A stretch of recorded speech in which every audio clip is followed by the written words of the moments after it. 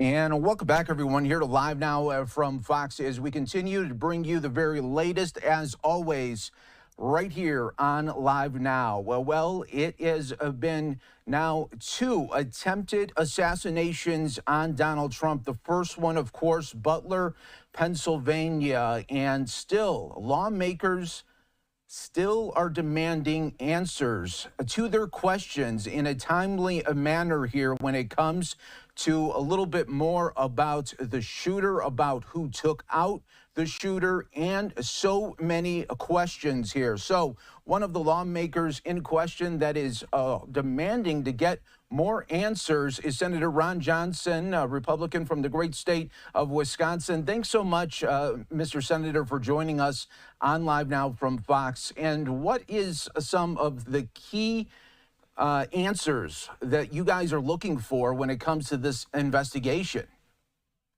Well, first of all, people need to realize what we know about what happened in Butler on July 13th is primarily come from local law enforcement. As we've pushed the Secret Service and FBI to provide us documents, witnesses, we're getting just a bunch of slow walking. So the fact of the matter is the FBI has conducted over 1,000 interviews. They transcribed those interviews onto a form called a 302. 2 weeks after the assassination, I asked Deputy Director Abate when we could get those 302s. He said he would check on it and get them to us as soon as possible. We haven't got one of those 302s. We've had access to 4 Secret Service personnel to interview ourselves. I mean, 12. So we've interviewed 12. FBI's interviewed 1,000. We don't have the ballistics trajectory report.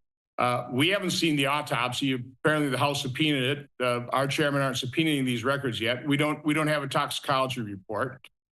So there's so many pieces of information. We haven't talked to the key witnesses. The sniper actually took out Crooks. So again, this is exactly how these agencies handle congressional oversight. They slow walk. They try and run out the clock. They say they're cooperating because they turn over documents, but the documents are heavily redacted. In this case, normal redactions are blacked out, so you can actually see they're redacting something. We're getting these documents with whiteout redactions. So if they're redacting the entire page, we just get a blank sheet of paper. We don't know whether they're redacting anything or not. So that's the first time I've ever seen that. So it's a new tactic by these agencies to, again, slow walk congressional oversight, which means they're not accountable to the American public. And for these slow walking measures here, how political in nature do you believe it is from the FBI, from the Secret Service, where for lawmakers, they can't, you guys can't even get the everyday knowledge. So the American people, of course, would have no shot at that. Well, I appreciate the Democrat chairman of our committees. They're losing their patience, so they're speaking out. Chairman Blumenthal is talking about issuing subpoenas. We probably should issue them. But I don't think there's anything partisan about this. I think this is just, these individuals, the top management of these agencies, they're protecting their agency. They don't want to release any information that might prove to be somewhat embarrassing to their agency. They don't want to set a precedent of releasing information when they may not want to release that information the next time around. So I think it's all individual and agency protection. That's what's going on here. And it's frustrating, I think, for a lot of the American public when you see what happened in Butler, Pennsylvania, and then just days ago having this almost attempted assassination again on Donald Trump, and now learning new information about that suspect was able just to wait on that golf course for 12 hours. What have you learned about that situation, and what is you and your teams looking into that? Oh, we've learned nothing other than what's been reported on the news. And by the way, that's our ace in the hole. This isn't '63 where you had one Zapruder film and you had the Warren Commission. I mean, we've got literally hundreds, gigabytes worth of information, video, audio recording of these events. And we've got the internet where we're tracking down these people, and we don't have to rely on the FBI to really determine the background. So, what we need to find out in terms of what happened in West Palm Beach is, this individual obviously was known to the CIA, to the FBI, to Customs and Border Protection. They ought to be turning over their files on him. We still don't know, for example, the encrypted accounts of Crooks. What's his background? What could his motive been? This is all being held very closely by the FBI. Now, are they ever going to make it public? I don't know. Are they going to make it fully public?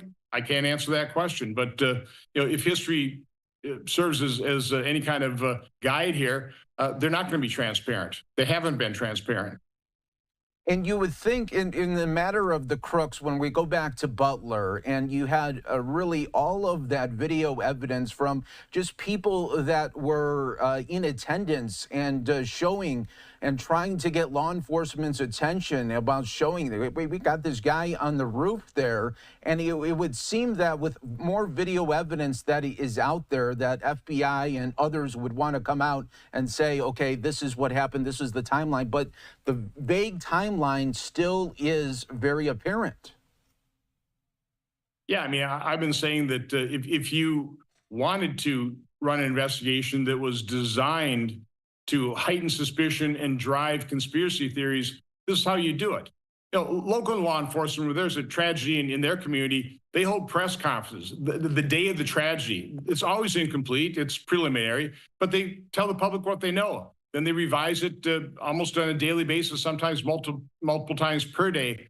That's obviously not how the Secret Service and the FBI handle these things. Again, they just have learned that they don't have to turn over documents, that Congress doesn't enforce its oversight authority. And as a result, they don't really feel like they have to comply with congressional oversight, which means they're really not accountable to the American public. Again, they are entities unto themselves. They are the law.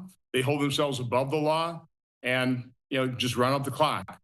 Now, lastly, I got to ask you, too, on that running out the clock, like you said, but if Donald Trump wins the presidency in November, that clock is going to be extended very much so. And by him potentially winning in November, do you think that would ramp up the pressure within the FBI, within the Secret Service, Homeland Security, to put more information out there to the American public?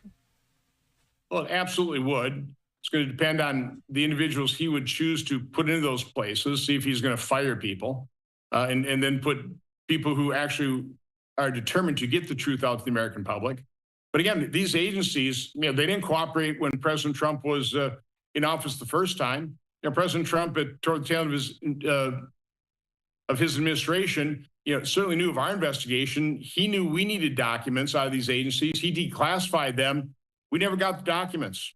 The agencies slow-walked our requests, even though President Trump specifically declassified it to make them available to us. We never got them. Those documents are probably lost to history.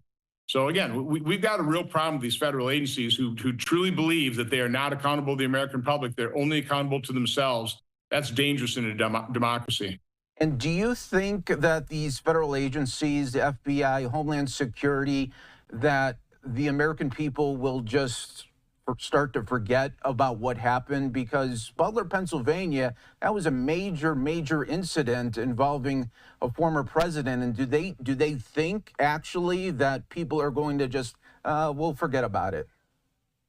Well, I think they're probably pretty confident of that. I mean, the legacy, the corporate media, they pretty well have forgotten about this. They've moved on. It doesn't help them promote their agenda.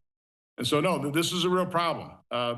Delay providing information, hope people forget, and move on and have it lost to history. That is a really shame. Senator Johnson, thank you so much for coming on here on Live Now from Fox and trying to get the answers to the American public. We really appreciate it. Come back anytime, and hopefully there'll be some updates regarding on that matter. I've been watching, too, Senator Hawley put out those whistleblower reports and trying to report on those as fast as they come out. Well, have a great day. Take care. All right, you take care. Thanks so much. And we will continue to follow always the very latest right here on Live Now from Fox. Thanks again to Senator Johnson for coming on here and giving us an update on that. Let's go back out Capitol Hill, continuing right now the latest on Harris-Biden policies.